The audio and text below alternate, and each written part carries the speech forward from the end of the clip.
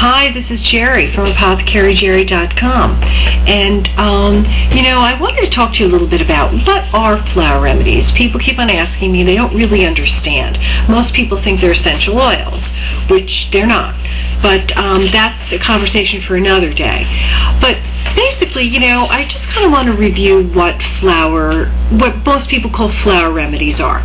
Now, my line is not just exclusively flowers.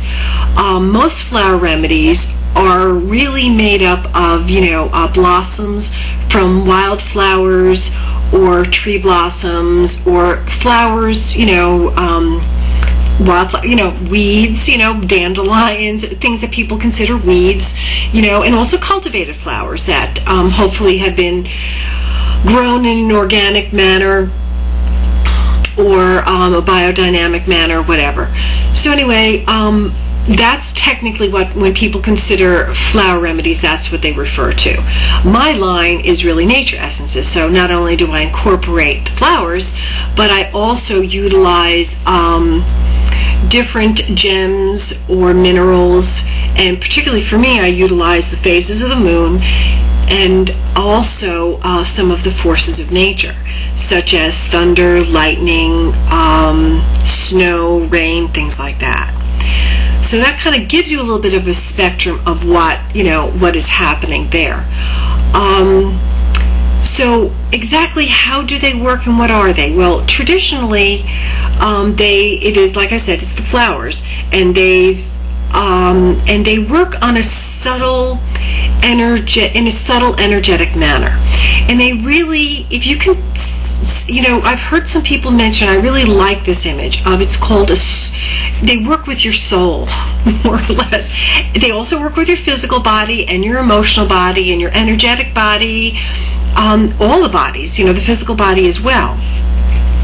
But it's more on a soul level, and I really like this image of it. Imagining your body is made up of strings, like your soul strings, and the flower energies, the vibration of the different nature essences vibrate and resonate with the strings of your body, so that you're an instrument. And I like that. I think this helps people understand a little bit of what flower and nature essences do.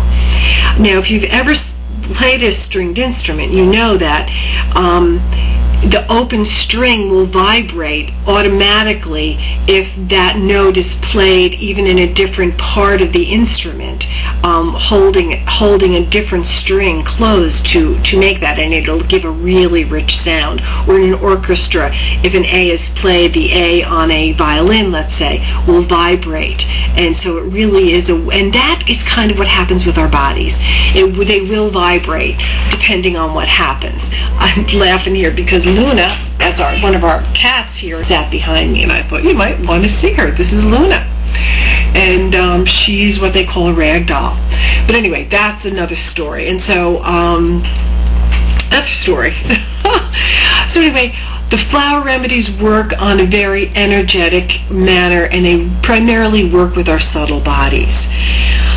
And but that doesn't mean that is exclusively what they work with. They also work with the energetic bodies, and they will eventually have an impact on your physical body. Some people, the impact and the feeling on their physical body is quite profound, and it happens almost right away. Other people, it needs to build up, and it's very subtle, and all of a sudden it'll be gone, and they'll realize that something has occurred, but it's not like boom. And they doesn't work on the chemicals, work primarily on the physical body, and that's how the chemicals in most drugs work. And this doesn't work that way at all. It's non-toxic, it's completely safe, there are no side effects, and it kind of comes in the back door, and it works with your physical body in that manner. So they influence us in a manner that's much more gentle, much more subtle, and they really do resonate. Now, like my one practitioner talks about it greases the release.